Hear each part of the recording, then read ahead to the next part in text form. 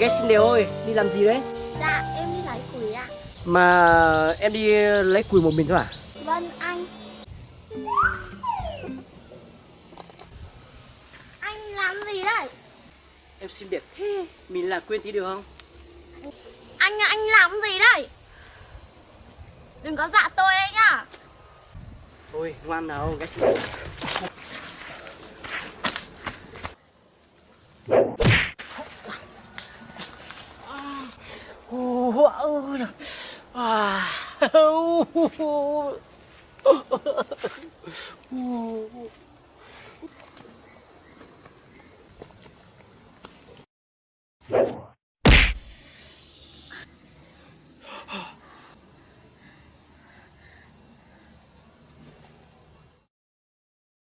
Ôi, nhìn tay áo vợ thêu ra đẹp thật đấy.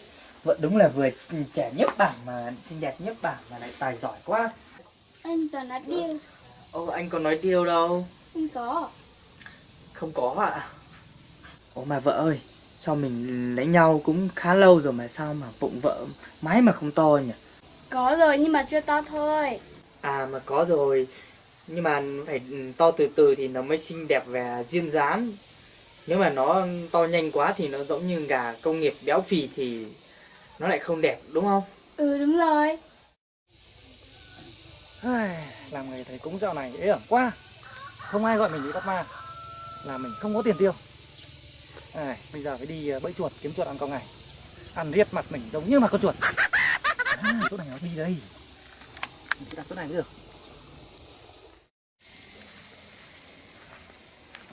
Ôi dồi.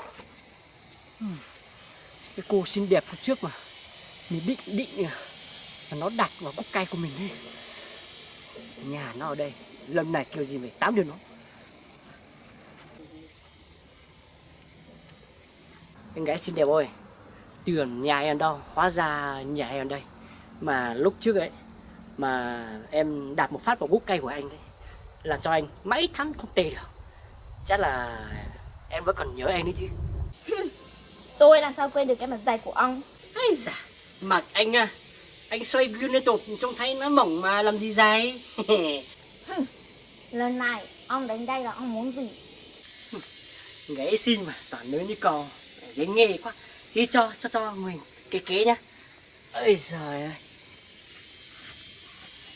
ây giời ơi, cái ơi sao ngại thế. Nhìn anh này mà không nhớ ra lúc trước anh có gì đấy à? Đấy.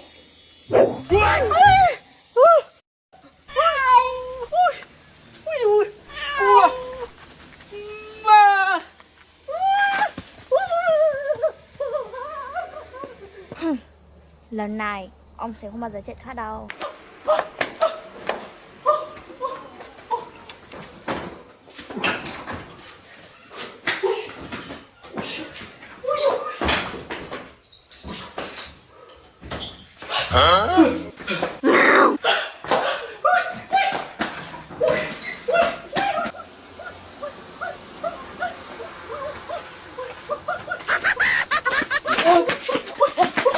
Ông làm gì đấy?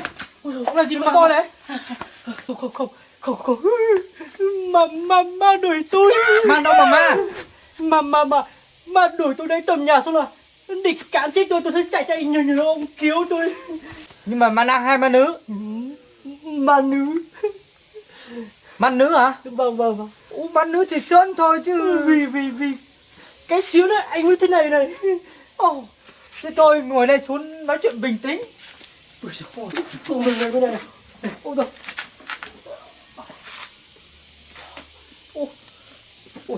Ông làm sao mà chạy hết hồn thế?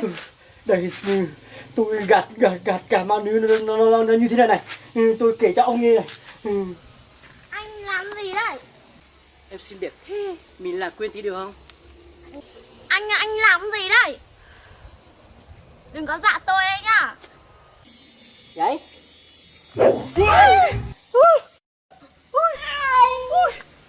Ui, cu rồi. Thật luôn à? Hôm nay tôi không về nhà, tôi ngủ với ông. Không được. Ông ngủ trong nhà tôi thì được chứ ngủ với tôi thì không được. Có vợ tôi ngủ với tôi rồi. Tôi ngủ trong nhà ông chứ ông chảy đây ông cho tôi về nhà mà can chết tôi à? Hả? Ma không cắn chết đâu mà ông phải lo. Tôi đến đây tôi ngủ trong nhà ông nhá. Được, tôi cho ông ngủ trong nhà nhưng mà ngủ giường khác. Rồi chả thế rồi thôi không nói nó lại đấy đấy. Cái ông này.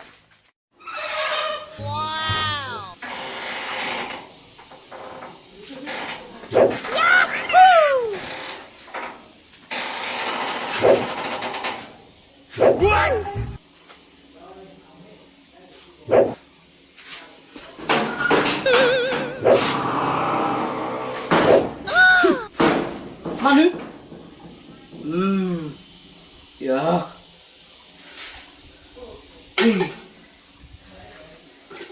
Ui giời, cần.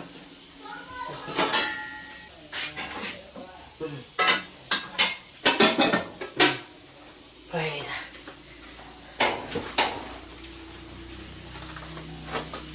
Ây da. Ui giời.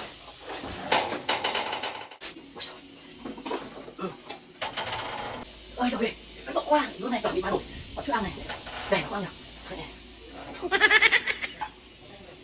Ngon đấy. Ngon.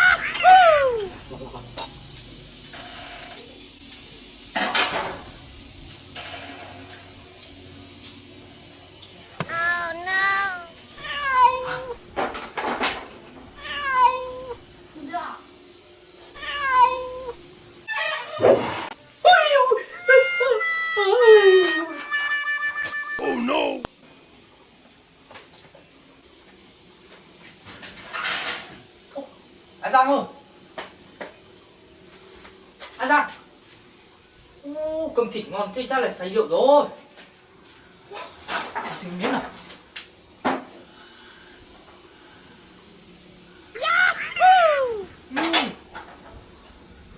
Tôi gọi A Giang dậy. A Giang ơi. Ui ma. Mà má đâu mà má. Ui rồi. Tôi đây má. Mà ông có giờ mà không đi ngủ, ông ngủ đây làm gì? Ôi giời. Em hôm qua về lại chuẩn bị ăn lại cắm má. May tôi có cái này hôm qua tôi ngất xỉu, tôi may là có cái này không thì là tôi thành phần của ma rồi. Ô, đi. Mà bà đi làm gì đấy? Đi gọi thầy cúng cho ông chứ. Chả lẽ ông ngồi chờ đây làm miếng ngon của ma à? Chờ tôi. Đi. Thôi không phải dọn nhỉ. Đi. Nhà nó đây này. Đó hả? Ê, nó tên gì á?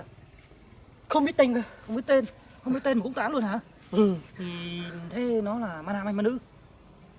Nữ. Ma nữ hả? Ừ. À, đơn giản thôi, để cho ta.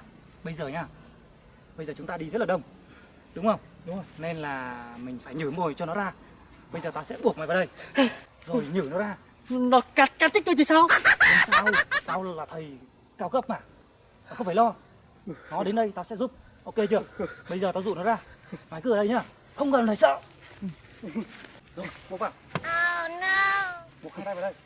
Đứng sát vào. Không cần phải sợ.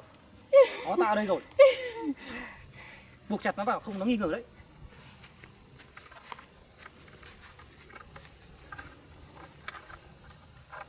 Con ma này âm khí rất là cao. Nhưng mà yên tâm, có ta đây rồi.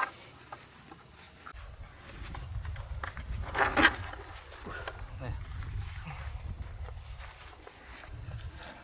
Buộc chặt vào. Ui dồi.